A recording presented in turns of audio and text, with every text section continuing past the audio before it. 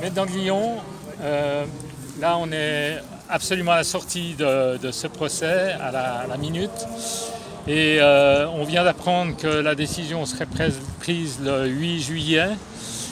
Et comment s'est passé ce procès? Comment s'est passée la partie 1 qui était en fait l'interrogatoire repris pour la xème fois de Stan? Et puis ensuite, comment la défense a pu faire? Ce qui s'est passé, donc l'audience a été présidée par le président de la Chambre des appels correctionnels, c'est M. Didier de Séguéra. D'accord. Et l'audience a été très très longue. Donc j'ai soulevé un certain nombre d'irrégularités, même de très graves irrégularités dans cette procédure. Absolument. Notamment le fait que les personnes ont été déclarées coupables pour des faits qui n'étaient pas visés par le réquisitoire introductif d'instance. Le réquisitoire introductif d'instance vise des faits commis en septembre 2012 et les personnes qui ont été condamnées pour des faits commis au mois de janvier, au mois de juin, juillet, août et octobre 2012. Donc des faits qui n'étaient pas dans la prévention. Absolument. C'est une certitude. Et j'ai aussi soulevé une autre très grave irrégularité qui tient au fait que lorsque l'information judiciaire est terminée, le juge d'instruction doit analyser les faits et procéder à la qualification des faits dans une ordonnance dite de renvoi devant le tribunal correctionnel ou selon devant la cour d'assises. Et dans cette affaire, c'est un stagiaire qui s'appelle Philippe Clarissou, un ancien bâtonnier de la région de Tulle, de Corrèze donc, qui a rédigé cette ordonnance. Et l'ordonnance comporte une mention indiquant que cette ordonnance n'a pas été rédigée par le juge d'instruction, la juge d'instruction Linda Revel, mais par la juge, mais par un stagiaire. D'accord. Quelqu'un qui n'était ni magistrat, ni juge d'instruction. Ouais. C'est une cause de nullité de l'ordonnance. Et la juridiction a mis en délibéré sa décision au 8 juillet prochain pour répondre notamment sur ces nullités de procédure. Je comprends. Voilà. Et puis, est-ce qu'il y avait une impression d'écoute de la part des juges cette fois-ci? Les magistrats ont écouté, surtout les trois magistrats ont écouté, aussi bien le président Didier de Séguéra que les deux autres juges qui étaient conseillères, les assesseurs. D'accord, et c'est assez nouveau ça par rapport à ce qui s'est passé à Saintes ou bien? J'ai pas assisté au procès qui s'est déroulé au tribunal correctionnel de Saintes, mais je pense que là, le procès a été conduit dans des conditions à peu près normales. D'accord. J'estime que ce qui est anormal, c'est qu'il n'y a pas eu un examen préalable des nullités de la procédure, et puis un examen préalable de la demande de remise en liberté. Ok. C'est ce qui pose problème. Ok. Et puis au niveau de ce que Stan a pu défendre, il était cohérent, Il a expliqué qu'il n'a jamais eu l'intention de procéder à un enlèvement de qui que ce soit. C'est une enquête privée qui a été conduite sur place entre le 3 et 4 août 2012 et le 24 ou 25 août 2012, point barre, c'est tout. Il n'y a jamais eu de projet d'enlèvement ou quoi que ce soit d'autre. Tout ceci est parfaitement infondé.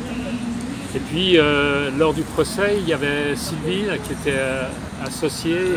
Madame Sylvie Peyron donc, avait fait appel du jugement qui l'avait déclaré coupable. Ouais. Parce qu'elle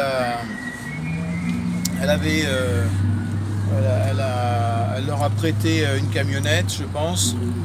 Un camping-car, non? Un téléphone, je crois, et puis une paire de jumelles, et elle leur a donné un pot de confiture. D'accord. Donc, ces faits sont censés caractériser sa participation à une association de malfaiteurs. Ouais. On est dans une situation complètement grotesque. Je peux vous dire quand même, pour faire une comparaison, que je suis intervenu dans une procédure pour enlèvement-séquestration dans le cadre d'une association de malfaiteurs à Compiègne et devant la cour d'appel d'Amiens. Et là, les personnes, c'était 5 ou 6 personnes qui avaient fait un véritable enlèvement, qui avaient enlevé 2 personnes. Une personne a été relâchée au bout de 24 heures. L'autre personne a été relâchée au bout de 6 jours.